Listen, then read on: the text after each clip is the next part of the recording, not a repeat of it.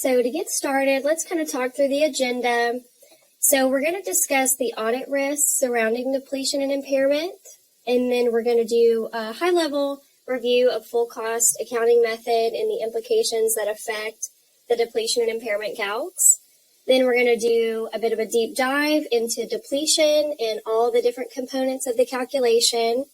Then what better way to instill the learning than to get your hands dirty? So we're going to do some exercises. We're going to work through depletion. Then we're going to talk about impairment and the ceiling test, and then do an exercise there. And then any questions y'all have, feel free to toss them in the Q&A section. And then we have a designated slide at the end to talk through any of those.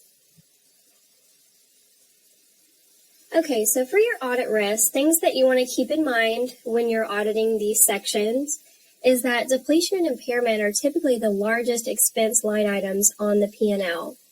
Completeness and accuracy of these computations are dependent upon controls and various other processes. Some of the supporting processes represent significant accounting estimates that are very highly subjective. So a lot of your reserve report estimates are what drives these calculations. So there's a lot of moving parts to consider before you even get to the point of calculating depletion and impairment. These computations are subject to various rules that the preparer needs to be aware of, and the computation itself is an estimate subject to error or fraud. So we have to be highly aware of that when we're auditing these calculations. So a high-level review. So with full cost accounting method, generally all costs are capitalized and considered necessary for the ultimate production of reserves. So you have a couple different categories: your acquisition costs, exploration costs, development costs, and these are all considered to be capitalizable costs. Production and workover costs are expensed as incurred, so these would fall under the LOE category and not capitalized and subject to depletion. Companies expect that benefits obtained from successful prospects in a given cost center will be adequate to cover costs and yield a profit. These costs are grouped by cost center, which represent an aggregation of individual oil and gas wells, typically by country. There's also some subsequent measurement considerations that we'll talk about here in a bit. So keep that in mind. If your company's full cost and you're looking at these calcs, you only need one reserve report. Okay, depletion. Let's get into it. So here's the calculation, high level. Oil and gas property costs are amortized using a unit of production method for each cost center. Cost center, again, is by country. So for full cost, generally, a lot of our clients are all in the U.S. So every cost associated with any well in the U.S. is grouped in a cost center and depleted together. The first aspect of this calculation is you need to figure out what the depletion rate is. The depletion rate is calculated by taking the current year production, so all the reserves that the company pulled out for that year or that period, divided by the reserves that they expected to get at the beginning of the period. We'll get into that a little bit later.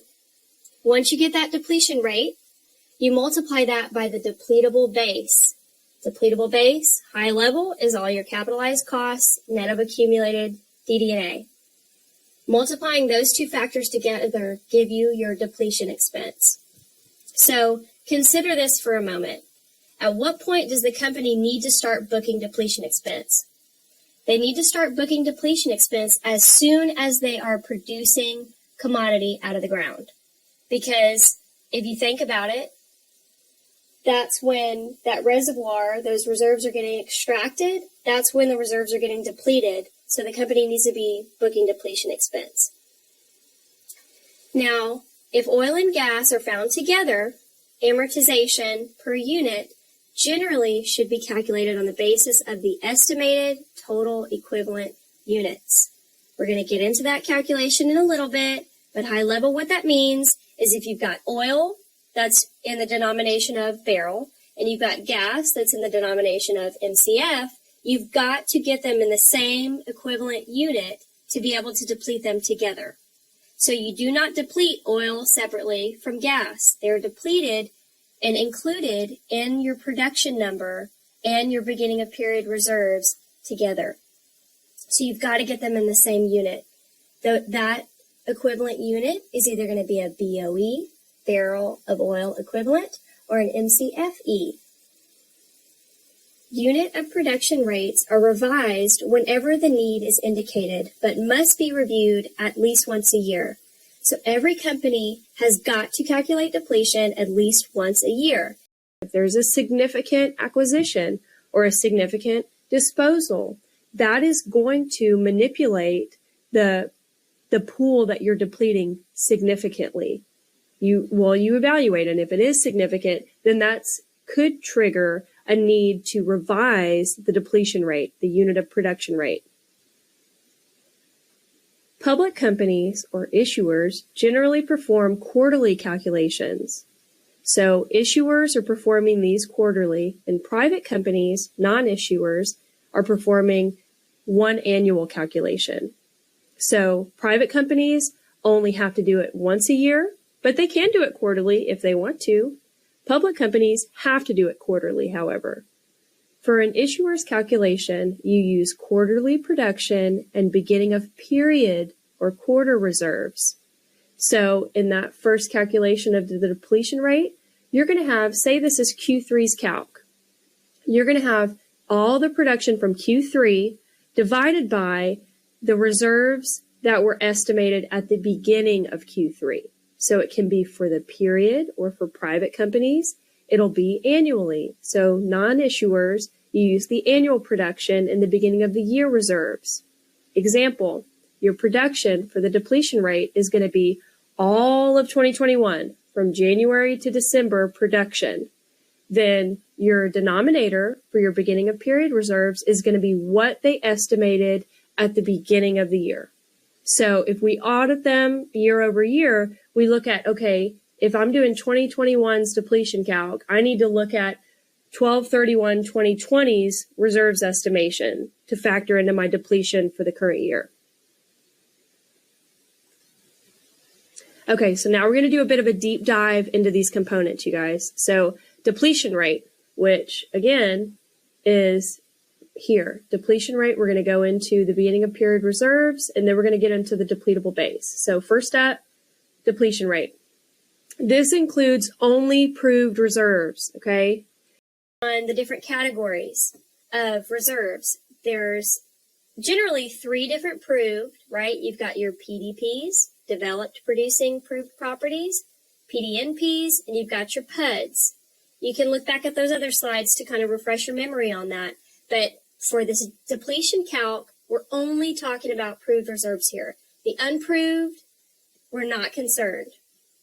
So proved reserves are reasonably certain, where the company is reasonably certain that reserves can be recovered under existing economic and operating conditions. So these have been proved up. The company's gone out there, they've done their research, they know that there's reserves in the ground. That's the reserves we care to factor in here. Now, you should be including, like I said, both developed and undeveloped reserves. So PDPs that are currently producing, PDNPs that are not producing at the moment, but they have produced before. So maybe they're shut in. Like when everything went nuts in 2020, they shut in some wells to try to, save some money and wait for their cash flows to get a little bit better before they produced again out of some of these wells. PUDs, these are undeveloped or not completed. So they're in the process. The company knows that there's reserves in the ground, but they're in the process of being developed. All 3 of these categories need to be considered. Now, they're estimated under SEC guidelines, which we're not going to get into, but there's guidelines that tell you how you should classify different reserves.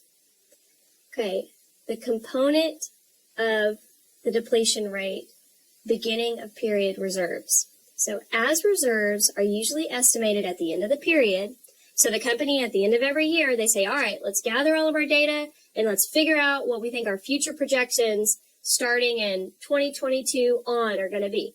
They do that every year. The current period production volume, or the units sold, is added to the reserve volume at the end of the period to determine the beginning.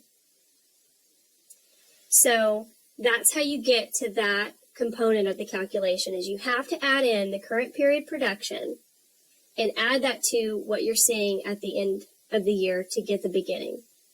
Now, shrinkage, if significant, should be applied consistently on units sold and reserve base. Either both are before shrinkage or both are after. You got to compare apples to apples with this. So these reserve estimates, they may be performed internally by the company's reserve engineers, or they may be performed internally and then sent off and audited by an external engineer firm based on the standards pertaining to estimating and auditing of oil and gas reserve information by the Society of Petroleum Engineers. So, if it's a private company, they could be doing it internally, but generally, all companies gather the data internally, put together a preliminary reserve report, and then send that off to a third-party expert to give their sign-off on it. Okay, so let's get into the conversion to equivalent units. So this is the situation where you've got oil, you've got gas, and there's other NGLs, so on and so forth. But for now, we're just going to pretend there's oil and there's gas. So we've got barrels of oil, MCFs of gas. We need to figure out which unit is the most significant, which one is dominant. The rule of thumb here, which is very important, is 1 barrel of oil contains 6 times as much energy as 1,000 cubic feet of gas. So there's your equivalent unit there. Here's an example. Production is 4,000 barrels of oil and 6,000 MCF of gas. Show the conversion to equivalent units. So offhand, it looks like we have more MCFs of gas than we do barrels of oil, but we need to convert those MCFs of gas to a BOE, barrel of oil equivalent, before we can compare apples to apples. Or vice versa. It looks like we have less barrels of oil than we have MCFs of gas, so perhaps MCF of gas is the dominant unit. We would know that by converting the barrels to MCFE. Now, how do we put that into practice? We would take this, if we're doing a calculation to determine if the dominant unit is BOE, we would take the barrels of oil, 4,000 barrels, add into that 6,000 MCFs divided by 6. So there's 6 times as much energy in an MCF for gas than a barrel of oil, okay? So you have to divide that by 6, which gives you a total of 5,000 BOE. So you have 1,000 BOE of gas plus the 4,000 barrels of oil gives you a total of 5,000 BOE. Now flip that. If we take the 6,000 MCFs, we need to multiply the barrels of oil times 6. So going back to algebra days, which gives us 30,000 MCFE of gas equivalent. Okay, so since oil is the dominant quantity after conversion, so if you look at how many barrels of oil there was compared to how many BOE of gas there was, which was 1,000, then you see that BOE is the dominant unit. So we need to stick with the first calculation, which converts the gas MCF to BOE. And then we're going to do our depletion calc all based in BOE. So for your production and your beginning of period reserves that factor into the depletion rate, they're all going to be in BOE. So before you even get to that point, you need to take all of your gas volumes and convert them to BOE. Okay. Now we're going to talk about the depletable base. We just talked about the depletion rate and the different components there. Now we're moving on to the depletable base, which here I'll go ahead and back up. So we talked about this, now we're talking about this to get the depletion expense. I forget too that y'all really can't see my mouse, but Okay, depletable base. The overall objective is to estimate all costs of proved reserves incurred and yet to be incurred and amortize them over the production of proved reserves of developed and undeveloped properties. Apples to apples concept.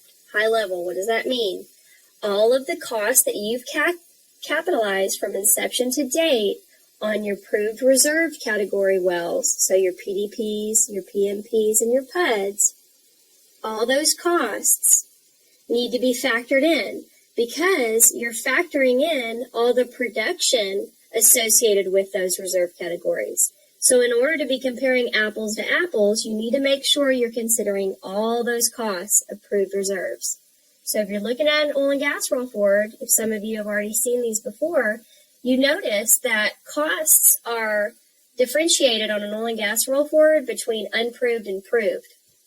So for this calculation, you would exclude the unproved cost and get all of those proved reserves and all of the associated accumulated DD&A up until that point to be factored in to this component into the calculation. So capitalized costs, we're going to talk about a few costs that you would specifically be excluding, and then a few costs that you want to make sure that you're including that maybe you didn't consider before. So what costs need to be included? We're going to touch on 3. So exclude costs incurred on unevaluated, unproved properties. We've already touched on that. We only want to be talking about proved reserves for this calculation. You also need to exclude significant investments in major development projects. We'll get into those in a minute. And undiscounted future salvage value of lease equipment. We want to make sure that we're including undiscounted estimated future expenditures to develop those proved reserves. So if you've got a PDNP well, and there's going to be some future expenditures that you need to incur to get that well producing again, you need to include those costs. Undiscounted, but you need to include them.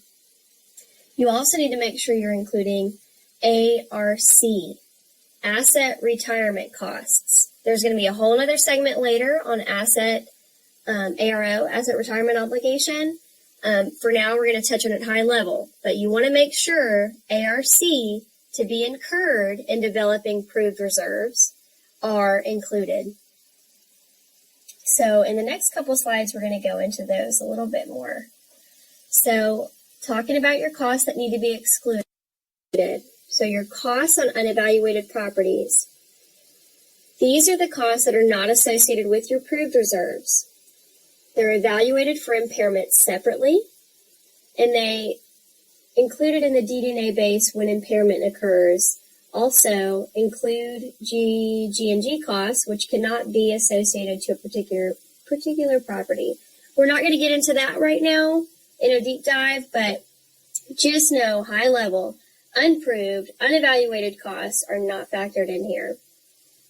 Significant investments in major development projects. So what we mean by that are costs such as drilling, enhanced recovery programs, and other similar costs to ascertain the quantities of proved reserves, i.e. to convert probable reserves to proved reserves. So these are costs that that the company has already planned to incur in order to ascertain if there's proved reserves in the ground. So say the company just lease some property, they're going to incur some costs in order to discover if there is actually proved reserves in the ground or not. That's the costs that are being talked about here. And then you've got salvage value of lease equipment. Again, okay, costs included, future development costs associated with future costs to develop proved reserves. We talked about that. ARCs, you'll learn about that later. But those two need to be included. Okay, other considerations. So y'all can read up on these, but essentially what it's saying is the frequency of the computation, again, is quarterly for public companies and then annually for private companies. But if there's a big change that happens, they need to be trued up. The expense needs to be trued up. subsequent events should be considered, especially for costs excluded, such as costs of undeveloped properties or significant development costs. So you want to consider that. Any significant subsequent events, you want to consider how that would affect your depletion and impairment. Okay, for your depletion rate, some audit considerations, test assumptions on the reserves. Even if they're performed by a third party, you want to test them. Ensure that only proved reserves are considered. Test the conversion computation for reasonability. And then you want to make sure that the beginning of period reserves are reasonable. Okay, here's some more audit considerations over the excluded and included costs. I'm going to have to speed up here so we make sure we have enough time. But we're going to get into our first exercise. Okay, so I'm sharing my screen with you guys. This is what our first exercise looks like. So if everybody wants to pull that up on their own desktop, you can, or you can just watch my screen. We're running a little bit behind, so I'm going to go ahead and just work through this in real time with you guys so you can see what all this means at the end of the day. So, step 1, we are calculating depletion for a full cost company, and we need to determine the dominant oil or gas equivalent by converting the production volumes. So we're going to test to see if BOE is the significant unit. So we're going to grab our oil production barrels here, 30. Then we're going to grab our gas production, and we, like it says in the slide, we're going to divide it by 6 to convert that to BOE. Okay, so that tells us we've got 40,000 BOE, which would be our significant unit, given that we have, when converted, 30 barrels of oil and only 10 BOE of gas production. So the dominant unit is BOE. Okay, now moving on, we're going to calculate the beginning of period reserves. So this is one of the first aspects in calculating your depletion rate, right? So in order to calculate the beginning of period reserves, we need two things. We need the ending of the period proved reserves. So what were they at 12/31/2021? And then what was the total production in the dominant unit to be added back? So total production. Let's grab those from above. We've got 12 million BOE at the end of the period. How many did they produce? They produced 40,000, which gives us a total at the beginning of the period of 12,040,000 BOE. Okay, second step. Now we're going to actually calculate the depletion rate. So what do we need for this? We need, again, total production. And we need the beginning of period reserves. So what did we produce for the period? All the way up, 40. How many did they estimate that they would have at the beginning? Then how much did they deplete in the current year? They produced 40,000 of 12.4 million. 0.4 million. So that means they depleted 0.33% in the current year, or the period. Cool.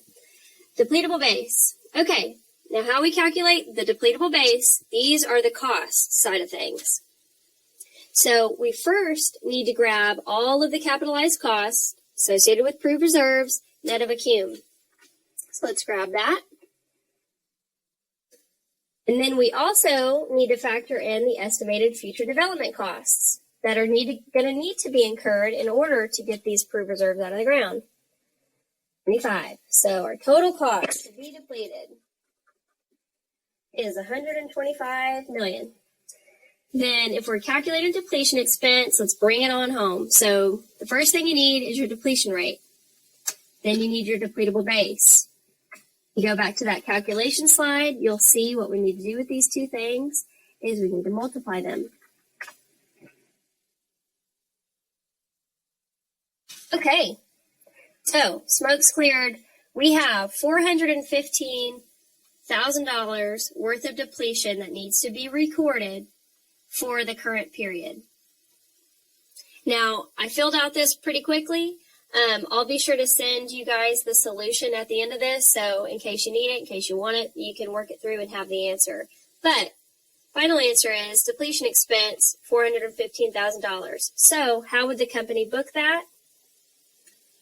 I'm going to stop sharing my screen. Go back to the slide. So how would they record it? Well, they debit depletion expense, which is an expense account, of course, for the 415, and then they would credit accumulated DD&A, which is a contra asset account. So getting back to accounting principles, contra asset account would be a credit against the capitalized costs. So that is what the entry would be for the period. So let's wrap up there. Comment with any additional questions you may have, and we can expand and help. Please subscribe so you don't miss any new content. All right, folks, thanks so much for watching. Please like, share, comment, and subscribe. And if you can, donate at Patreon. Anything you can give helps to keep the lights on and ensures we can continue to create content. And of course, helps feed FIFO. If you want to contact us about anything you saw in this video, accounting advice, or ideas for future videos, contact us at patreon.com/accountingacademy. This video is designed to be illustrative and does not represent an official position. We make no representations, warranties, or guarantees and assume no responsibility for the application of this material. Please seek advice from a competent professional if expert assistance is required.